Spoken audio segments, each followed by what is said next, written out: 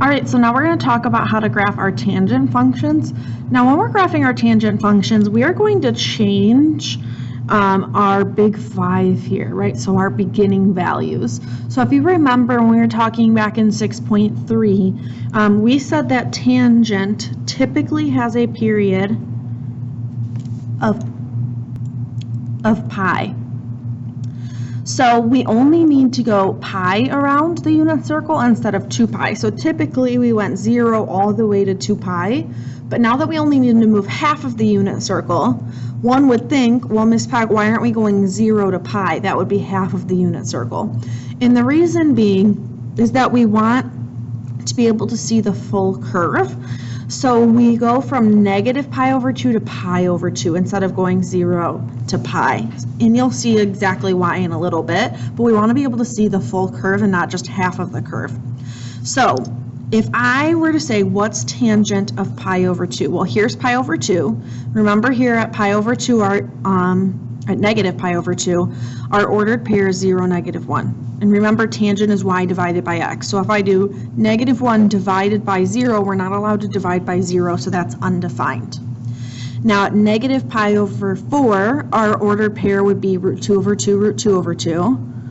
But because we're in our second quadrant, it would be negative root 2 over 2 for the y. So when I divide these, we would get negative 1. At 0, our ordered pair is 1, 0. So when we would do y divided by x, we would get 0 divided by 1, which would just be 0. Then here we would have positive 1, and then back at pi over 2, once again, we would take 1 divided by 0, which is undefined. Okay, so this is our big 5 table for tangent.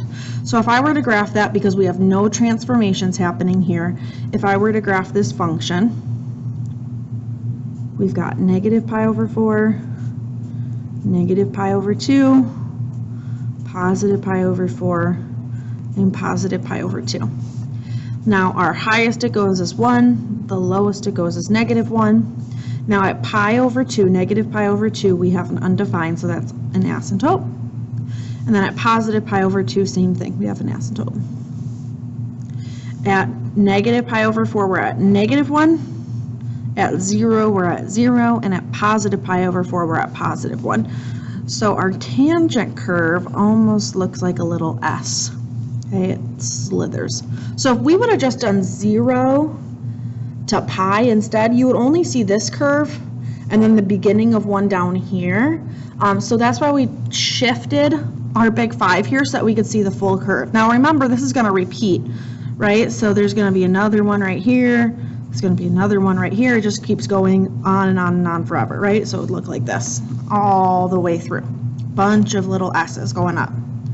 Now, like I said, tangent typically has a period of pi unless it's changed. In this case, it's not. Now, amplitude, remember, is how tall our curve is from our midline, right? That would be our amplitude. Well, I can't say how tall this is because it goes up forever, it goes down forever. So there is no amplitude ever with a tangent. In this particular case, we don't have a phase shift, and in this particular case, we don't have a vertical shift because we're talking about our parent function. Now the domain is going to be written kind of like our secant and cosecants. So we're going to say x cannot equal.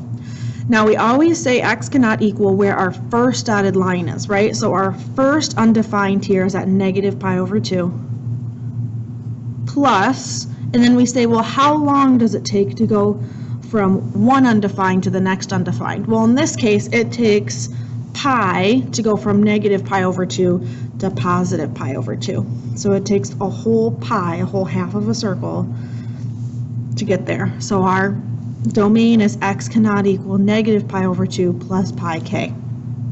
Now the range, it goes down forever, it goes up forever. So our range is negative infinity to positive infinity, or all real numbers, they mean the same thing. Now asymptote and domain are the same thing, but our asymptotes are an equation. So instead of saying cannot equal, we have equals. So negative pi over 2 plus pi k.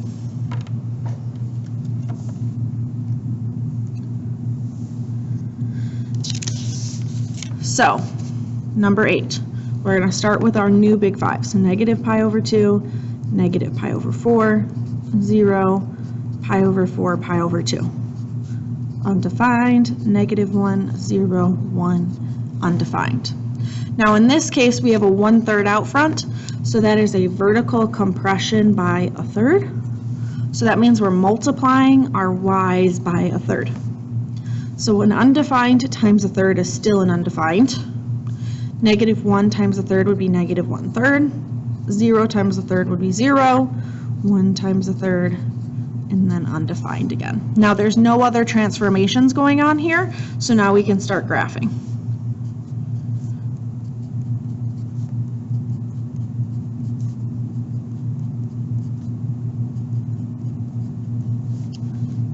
And we've got 1/3 and -1/3. So at negative pi over 2, it's undefined. At negative pi over 4, we're at -1/3, 0, then +1/3, and then another undefined. Now, once again, the period for tangent is typically pi. There was no changes done to our x's, so the period is still pi. There is no amplitude ever with tangents. We did not have a phase shift in this problem. We did not have a vertical shift in this problem. Now domain, x cannot equal the first undefined here is at negative pi over 2, plus it takes a full period to get to the next one, right? That's a full period to get from one to the other, so the full period would be pi k. Now the range, it goes down forever, up forever, so negative infinity to positive infinity. And then remember, the asymptotes in the domain are the same. So x equals negative pi over 2 plus pi k. All right, last problem of tangent, and then we'll move on to cotangent. So we start with our new period.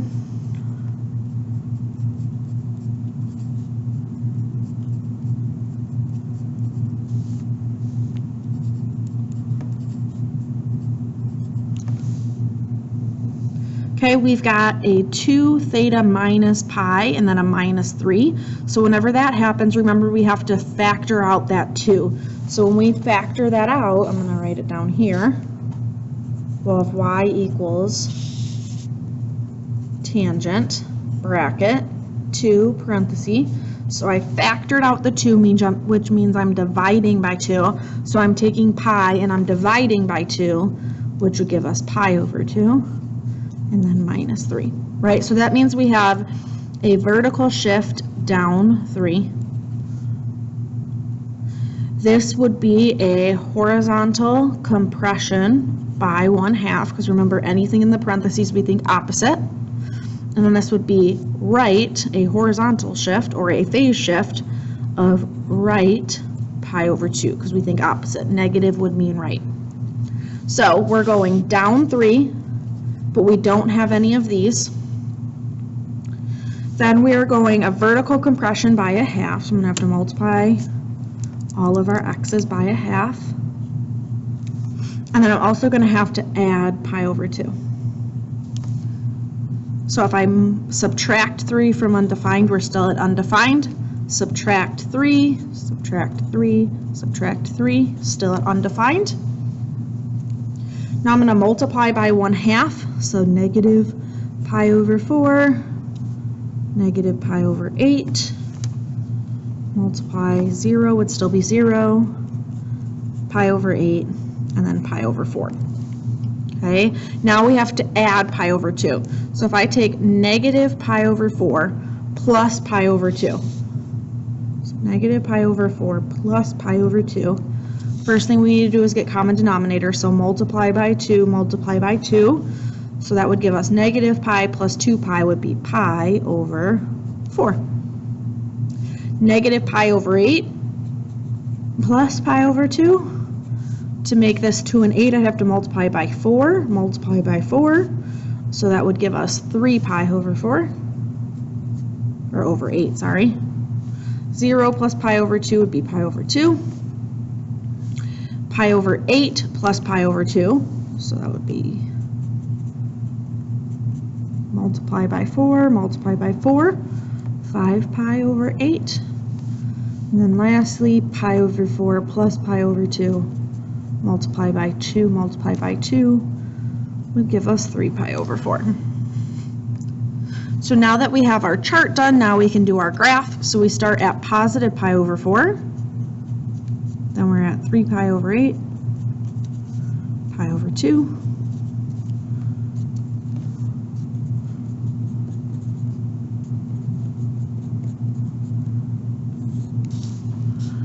and then it looks like we're just in the negatives here. So negative 1, negative 2, negative 3, and then negative 4.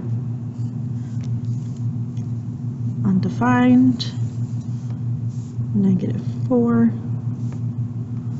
negative 3, negative 2, and then undefined.